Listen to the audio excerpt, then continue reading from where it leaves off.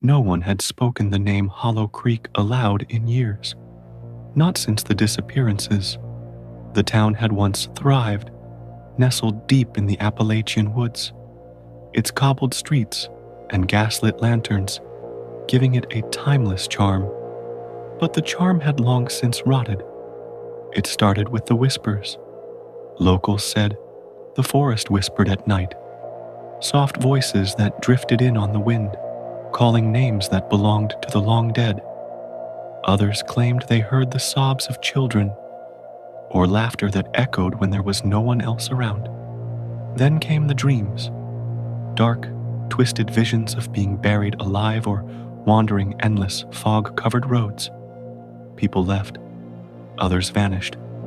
By the end of that final winter, Hollow Creek was gone. Only a shell remained. 20 years later, Evelyn Grant, a skeptical documentary filmmaker, arrived with her crew. She wasn't here for ghost stories. She wanted truth, or at least something sensational enough to make her next film a hit. Her brother, Caleb, had been one of the last to disappear there. She never believed in the legends, but now she had questions that needed answers. As the crew unpacked their gear near the old church, a raven croaked from the steeple. The air was heavy, unnaturally still. A thin veil of mist curled along the cracked roads like grasping fingers. That night, the whispers came. The first whisper came just after midnight. Evelyn lay awake in the dusty bed of an abandoned farmhouse they'd chosen as a base. The crew, 5 in total, had spread out across the building. She'd been reviewing footage when she heard it. A voice, faint and close, brushed against her ear. "Evelyn." She froze. The room was empty, but the air suddenly chilled. She glanced at the window. Fog was pressing against the glass, thick and swirling like it was alive. Then she heard it again. "Evelyn, help me." It was Caleb's voice. She burst out of the room, camera in hand, calling for the others. Jared, the sound tech, emerged from the hallway, looking pale. "You heard it too?" Evelyn asked. He nodded. A woman's voice kept repeating, "Don't look at the trees." By morning, 3 of the 5 had heard something, all different, all terrifying. As the fog lingered long after sunrise, they pressed on. Evelyn insisted they document everything. They set up motion sensors around the perimeter of Hollow Creek's Old Town Square, where the statue of a weeping angel overlooked the dried-up fountain. Hours passed. Then the sensors triggered. They reviewed the footage. Frames skipped, blurred, distorted. But in one clip, they caught a glimpse of a figure standing beneath the weeping angel. A woman in white, mouth open as if screaming, but no sound played. "Is that blood?" whispered Casey, the producer, pointing to the angel's stone hands. They returned to the square. The statue's hands were indeed wet, dark, crimson-stained, but it wasn't paint. It was warm. That night, one of them vanished. His name was Marcus, the youngest on the team, quiet, always behind the camera. When Evelyn checked his room at sunrise, the bed was made, untouched. His camera lay on the floor, on and still recording. The footage was a shaky, frantic blur, heavy breathing, whispers that grew louder and more layered, like 100 voices speaking at once. Then, Marcus, whispering back, like in a trance. "I see them, under the trees. They're all waiting." A sudden scream cut the recording short. Jared wanted to leave. So did Casey. But Evelyn refused. "We came for the truth," she said. "Now we're in it." She wasn't lying to them. Not entirely. But she didn't tell them about the dream she had. The one where Caleb stood at the center of Hollow Creek, his skin gray, eyes hollow, whispering something she couldn't quite understand.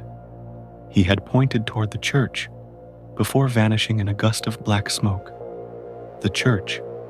That afternoon, Evelyn and Jared approached it. Its doors rotted and half open. Inside, the pews were broken, the altar scorched.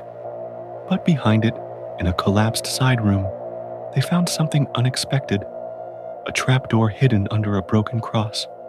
The smell that wafted up was metallic and old. They descended slowly. The underground chamber was carved from rock, lit only by their flashlights. Symbols covered the walls, strange, circular markings with clawed edges and faces drawn upside down. In the center was a well, bricked up but cracked open, like something had burst out. Casey's voice came through on the radio. "Guys, you need to get back. Now." Jared and Evelyn raced back to the farmhouse. Casey stood outside, trembling. "I saw Marcus," she whispered. "He was standing just outside the fog line. He looked wrong. His eyes were completely black." That night, Evelyn dreamed again. Caleb stood beside the well, whispering, "The town was a gate. We were never meant to find it." When she woke, the house was empty. The house was dead silent. Evelyn called out. No answer. Jared, Casey gone. Their gear was still there. The van still parked outside. But they had vanished like Marcus, leaving behind only silence and whispers. The fog had thickened overnight. Now it hung like a curtain, turning everything into a dull, gray blur. Evelyn stepped outside, camera clutched tightly, and saw something scrawled on the farmhouse wall in ash. "The hollow hungers." Her breath quickened. She followed the trail left behind, deep footprints in the wet earth, leading back to the old church. The whispers guided her now. Familiar voices, her mother's lullaby, Caleb's laughter, her own voice crying as a child. But as she descended once more into the underground chamber, the voices twisted. They screamed, wept, begged. At the broken well, something had changed. A symbol had been drawn around it in fresh blood. In the center of the sigil lay Casey's scarf, soaked, torn. Evelyn stared in horror. Then Jared's voice called out behind her. She turned. There he stood, pale eyes pitch black. "Join us," he said, smiling too wide. She ran bursting out into the town square. The fog peeled back just enough to reveal the townsfolk. Hundreds of them. All the missing, standing still, silent eyes black like Jared's, skin dusted with ash. Among them, Caleb, no longer whispering. He walked forward. "You shouldn't have come back, Eve," he said.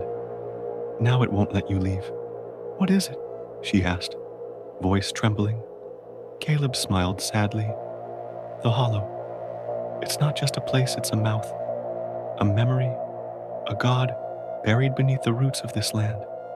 The town was built to keep it asleep, but they broke the seal." "Who?"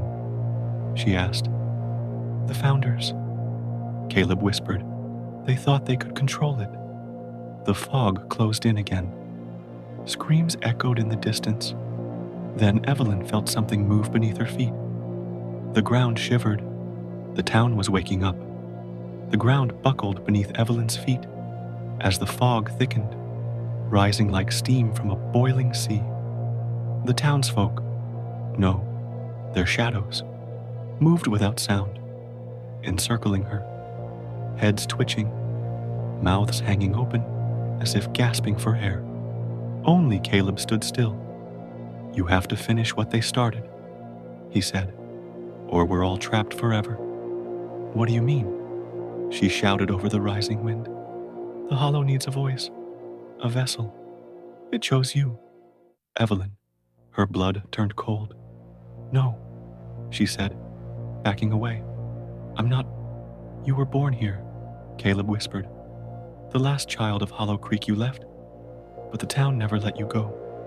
That's why the whispers came, why I came back. It's always been you." Suddenly, Evelyn felt them, the roots, They pressed up through the earth around her boots, curling like fingers. Her camera shattered as she hit the ground. The wind screamed, no longer human. The well at the church exploded, spraying ancient stones into the sky, revealing a deep, fleshy pit glowing with red light. It pulsed. It breathed. The hollow was awake. Visions flashed in her mind. Rituals in the 1800s. Children sacrificed to keep the gate fed. Founders carving runes in their own skin. And beneath it all, a massive, godlike entity buried in the earth, whispering in a tongue not meant for man. Jared emerged from the fog, his skin cracked and steaming. Casey crawled beside him, her eyes weeping blood. "You have to feed it," they chanted. Caleb reached out and touched her forehead. "I'm sorry, Eve." And suddenly, everything stopped. She was inside it, floating in a vast, black space, surrounded by stars that pulsed like hearts. Whispers filled her mind, voices from across time. The hollow didn't want pain. It wanted remembrance. It fed on memory, on trauma, on loss. It wanted her to stay. "I won't," she said, tears in her eyes. But something whispered back, "You already have." She woke up outside the church alone, the fog gone, Hollow Creek silent. No bodies, no blood, just the town, empty, still, as if nothing had happened. Her camera blinked recording. She pressed play. On screen, her own face. But the eyes were black. The figure in the video whispered, "The hollow is patient, and it is never, ever full." My dear friends, today's horror story ends here, and please subscribe to our channel